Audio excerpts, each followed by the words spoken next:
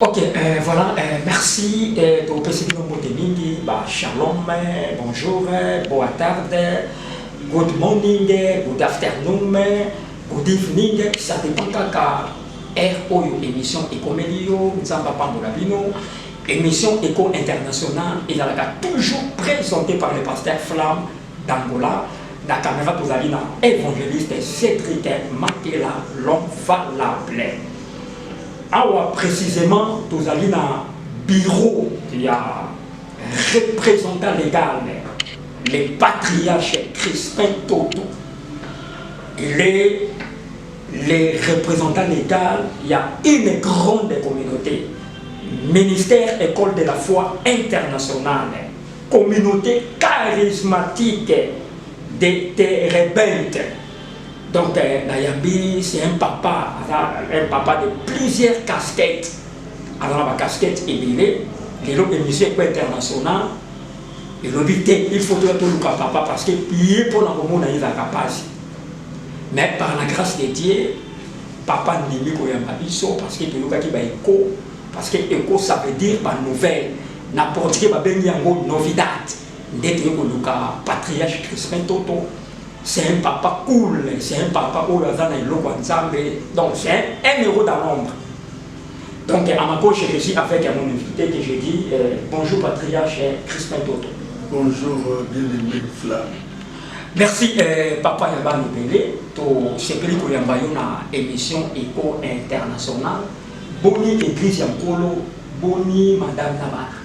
Merci na ndenge boye ko monanga boye ko intéressé ngai pe tokoka ko solola nzamba zo salangolo tozali en bonne santé pe mama azamala bana pe libota monene ya communauté tozana santé malade. Ok, merci le patriarche Crispin Toto. C'est un bon papa. C'est un bon papa, l'homme de plusieurs casquettes. Voilà, l'homme de Dieu, Nalingé Kaka, avant la côte à Moussindo, Yamakampo, Naiki Nangolelo, question dans les aliboye, Nalobi, mais quand on peut s'appuyer sur moi synthèse, il a dit Nini, Nzamba Benga qui ont Nini, peut s'appuyer sur moi synthèse, pour tout côté à Moussindo, Yamakampo, à vous la parole. Merci, et ça vraiment, Moulaï. Mais na kolobaka kape na mukuse nzambe abenganga utana libumu ya mama parce que mama nanga avant kufande ayebisaki nga ntango azalaki na zemi na ngai azalaki kolota oyo babengi berger aza kozala nsima ya bibwele ndoto wana ezalaki koyela ye mingi nazalaki kocomprendre te ayaki kocomprendre ke ntango amoni ke nakomi kosala na bebe mais moi, personnellement, nous avons déjà la vocation, il y a aucun kisango, et pas wapi, c'est la philosophie, et après, nous avons théologie, mais le mot sakinga, on dit que tous à Congo, tous en souci à ma famille. Je suis né dans une famille vraiment très pauvre, alors on a dit que Nakende, Nabotate, mais croyant que na longwe njoka singezalaki kaka pe na kingo na yaki na koti na kata mouvement ya ba groupe de prière, c'est là où vraiment na kokaki okutana na Yesu na okutana ye pe tobandokende etindaki lisusu na approfondir ba étude yango esaliki lelo nazala oyo naza mokambi ya communauté monene. Ok, merci patriarche Crispin Toto. Nangana lobaboyi na basali nzambe ko bozolanda biso pour partager émission oyo massivement pe bo s'abonner pour kozala jamais ici. Nangana loba patriarche c'est un grand homme, mais Aza humble, c'est un papa oyo assez respectable, c'est un papa oyo atsaka eloko na esika na yango. Donc pendant tout au long de l'émission, bolanda boyi ba patriarche Crispin Toto ba casquette na ye parce que c'est un homme de plusieurs casquettes. Voilà, l'homme dédié renouveau charismatique au Congo, ça veut dire en cycle RCC. Pour nos amis présidents provinciaux, il y avait Kinshasa. À vous la parole. Oui. Depuis la Pentecôte au électrique, déjà, on a convaincu président, M. Tobengaka, président ecclésiastique, Ok. ville de Kinshasa, comme numéro 1, de Ngamoussa, pasteur d'église, il y a un renouveau charismatique au Congo, mais pour la Italie, ville de Kinshasa. Voilà où ils allaient titre dans RCC. RCC de renouveau charismatique au Congo. Et sa plateforme où est bandi Kala. Et les autres sont qu'on Nzambe Azoloko. Ok, merci chers téléspectateurs pour vos analyses. Nous n'avons pas parlé de la vie, nous avons dit auparavant pour s'abonner et vous partager l'émission massivement. Il semble qu'il y a Abraham, Isaac et Jacob. Voilà, patriarche, tu es vraiment, tu as synthèse dans ma campagne de Koloba, tu es vraiment na maman na likambo parce que tu as écho que d'ici là, une grande conférence internationale de tout ça, awana etonge sika yo zali sentinelle. Yango tu es conférence wana ekozala ndenge nini ba orateur bakozala ndenge nini nde yango toyaki patriarche toyeba na yo yebisa biso conférence symposium première édition et pour débuter quel jour. À vous la parole. Merci, je crois que les opportunités aux Nzambe à Pesibiso, il faut que les église locale, il y a assemblée locale au Tozali, il y a Batou Bazali. Mais tout ça, c'est une église territoriale. Alors l'église territoriale est plus grande que l'église locale. Et il y a encore ce qu'on appelle association d'onction. Alors, où il y a l'église territoriale. Alors, Bisso, toujours bon, premier symposium apostolique des leaders de la 11e ère. Symposium apostolique des leaders de la 11e heure. Et ce symposium, ce qu'on met qui compte la dictionnaire de symposium, et rencontre, et Bosangani, Yakoye, Kolamakambo, c'est très important. Il y a un symposium où les premiers, premier symposium, première expérience. Tozali Kobandango, Awa, na Kinshasa, na Mboka na Biso. Mais c'est Salami et Belé na Bamboka Moussous. Mais cette fois-ci, nous avons aligné que Esalema Awa. Alors, dans le symposium, banani baza concerné. Bako baza concerné par leader politique, par leader ecclésiastique, par entrepreneur, par père, par parents. Éducateur, directeur, Moutounioso a une portion, il y a responsabilité, conférence les amis concernés pour naïe. Penakata conférence, pasteur Flamme, tu as peine à un moment où tu as signé entrepreneuriat et qu'on a la paix. C'est pourquoi, toujours qu'on insiste, na ba serviteur y ensemble. Apôtre, prophète, docteur, pasteur, évangéliste, ancien, diacre.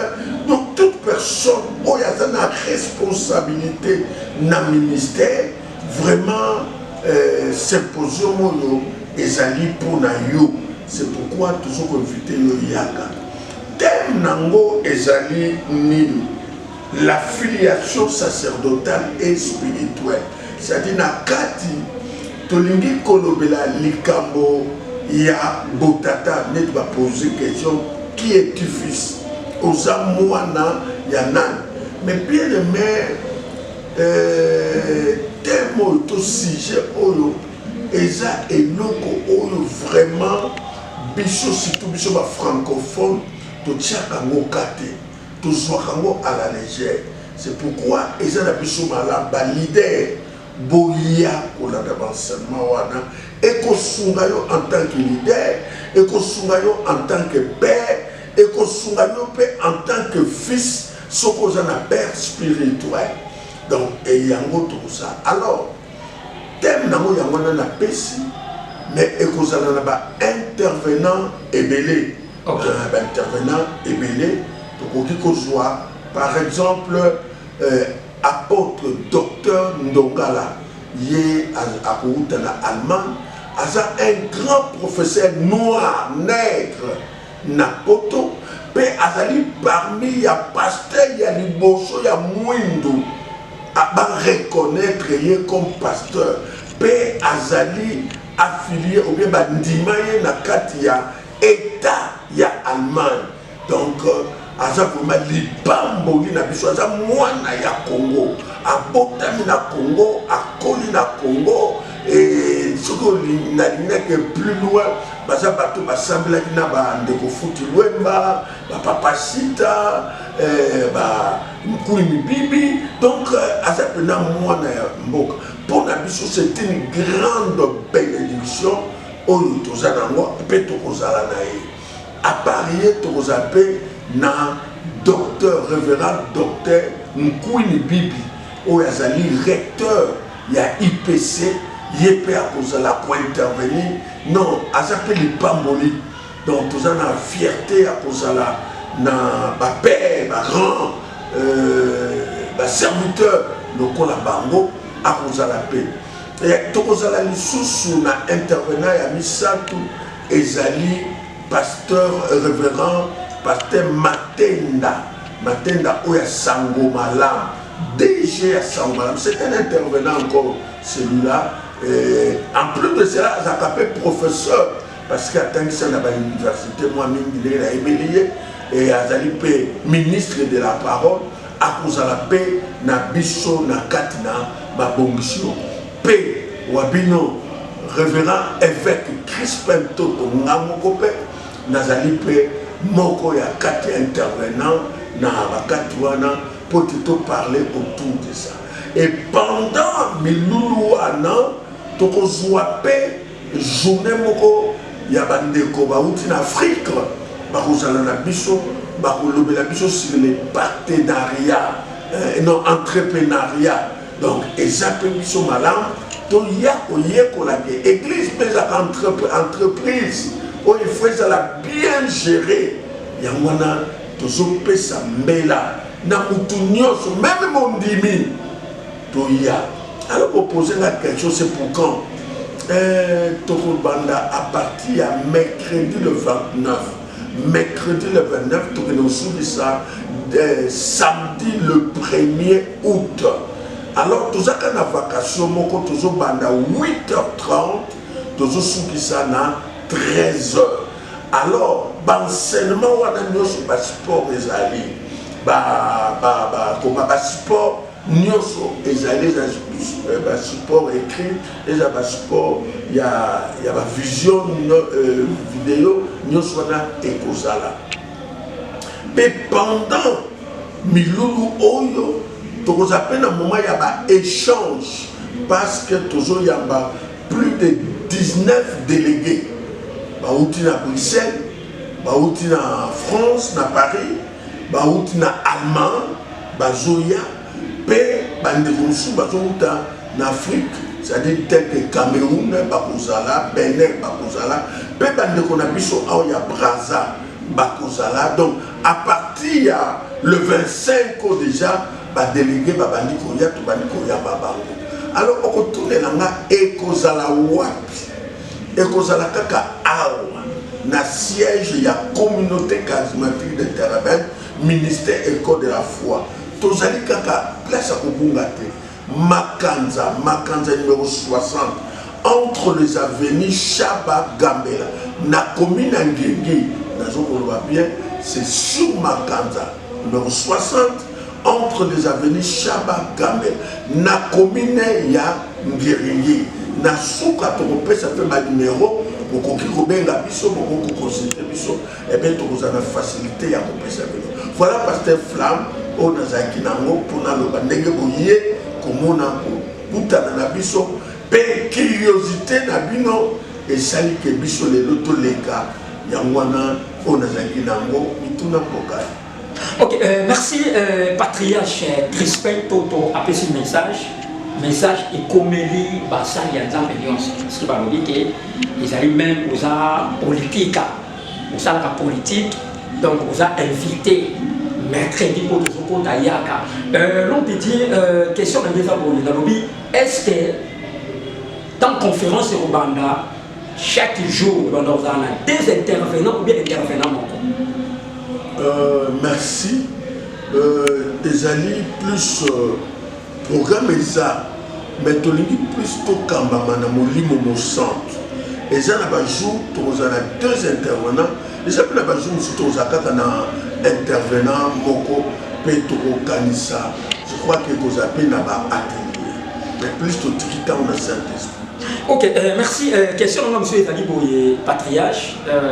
Nalobi et tout le coup ya basani. Il y a un exemple parce que dans le monde, on a fait activité, dans le monde, on a plein de libana. Est-ce que vous réservez la place parce que vous avez c'est possible, vous avez fait ça est-ce que vous réservez nini na bato ba ba place na bango et vous avez c'est dit débordement salami patriarche. Merci, je crois que vous allez bien organiser et vous avez planifié nuance. C'est pour dire la place, il y a la salle dans Zambé et Zali. Il y a une invitation, mais quand même, nous par curiosité, on a d'habitude. Pas de problème, n'importe où il y a un service à protocole. Il suffit seulement de se présenter dans la place. Et ceux qui n'ont pas tondi, na likolo peut placer ça. Ceux qui peuvent na likolo tondi, tous à sur la salle, nous sommes na likolo, na deuxième niveau, et qu'on appelle tout comme ça. Au cas où, et salami et sali qui est tondi même petit, les bandes, tous à la disposition, il y a côté télévision pour nous permettre que nous soyons à Coca-Cola d'ailleurs. Donc de ce côté-là, je pense que nous sommes yaka au Kozala à l'aise. Mais souhait n'habite les amis, comme avant 8h30. C'est-à-dire que au banda pena milunu ndenge ko bandela et Kozala malam pour le premier jour au Lingo Lingate nous aurons moins deux intervenants. On peut être yeba ko banda 8h30 13h. C'est pas facile. Mais naïbi que docteur Ndongala étant professeur, il vous parle. Mais naïbi que Nzambe a posunga pote nyonso elingama elikamala. Vraiment, tous a besoin na yo. Na ngolo beloko moko pa na Nzambe loko ya hasard ezalaka. Amen. Vous avez dans makambo susu, mais comment au tomber kaka juste na émission o. Donc cette chose te concerne. Tu inviter bino boya na kombo na Yesu Christ. Peine à profiter ba musicien chrétien parce que les loba musicien mine bazo comme ba pasteur. Donc je souhaiterais ba kokape kozala na biso et kozala malami pe to komisa Nzambe oyo asangisi biso pe akozala na biso.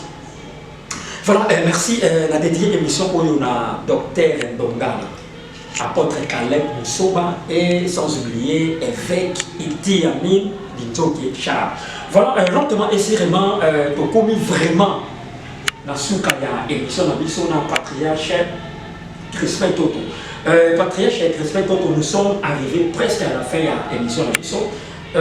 Question de mes amis na Bolinga, au Bandela, au Pesa Thème, au Bandela Kosala, appel na Sali, na Nzambe, Penasuka, au Pesa numéro, il y a contact, na adresse. Merci, nous profitons de cette occasion pour lancer cet appel pathétique à tous les responsables des entreprises, à tous les directeurs, toute personne qui a la responsabilité dans une entité quelconque, vraiment cette conférence vous concerne. Nous profitons de cette occasion de vous appeler, de vous inviter vraiment, de prendre part. Et nous insistons même pour les serviteurs de Dieu, ceux qui sont des serviteurs, c'est-à-dire des apôtres, des docteurs, des prophètes, des évangélistes, des diacres, des anciens des églises. Je crois qu'il est important que nous soyons tous ensemble. Au fait, les thèmes, c'est quoi? C'est la filiation sacerdotale et spirituelle. Nous voulons montrer l'importance d'avoir un père spirituel, quelle est sa place. Et nous avons au moins plusieurs intervenants. Entre autres, nous allons recevoir notre apôtre Dr Ndongala qui réside en Allemagne. C'est un grand professeur à l'université. Et il est une bénédiction pour nous au Congo. Il sera avec nous. Et nous aurons encore le deuxième intervenant, c'est le référent docteur Nkouni Bibi, le recteur de l'UPC. Il fait partie quand même de cette équipe des orateurs. Et nous aurons encore le DG, le directeur général du studio Sangomalam, le référent Matenda. Il sera l'autre. Et enfin, votre humble serviteur, le Vêt Crispin Toto. Nous serons là. Et pendant ces assises, nous aurons encore à avoir deux intervenants qui vont nous parler sur l'entrepreneuriat. Et pour nous, ce sera vraiment une grande bénédiction. Bon, nous commençons le mercredi 29, jusqu'au samedi 1er. Nous aurons une seule vacation, c'est-à-dire à partir de 8h30 jusqu'à 13h. Et après, je crois que nous aurons quelque chose à mettre sous nos dents pour la gloire de Dieu. Et à ce qui concerne le sport, nous aurons le sport de tous ces enseignements seront disposés et seront là pour tout le monde qui veut acheter, ils peuvent en avoir. Vraiment, voilà cette opportunité. Ne le ratez pas. C'est une occasion que Dieu veut nous visiter. Et surtout, comme nous avons dit, les symposiums apostoliques des leaders de 11e heure, nous les sommes et profitons de cette occasion. Si vous voulez entrer en contact avec nous, voilà nos numéros, c'est plus 243 81 24 74 041 plus 243 81 24 74 041.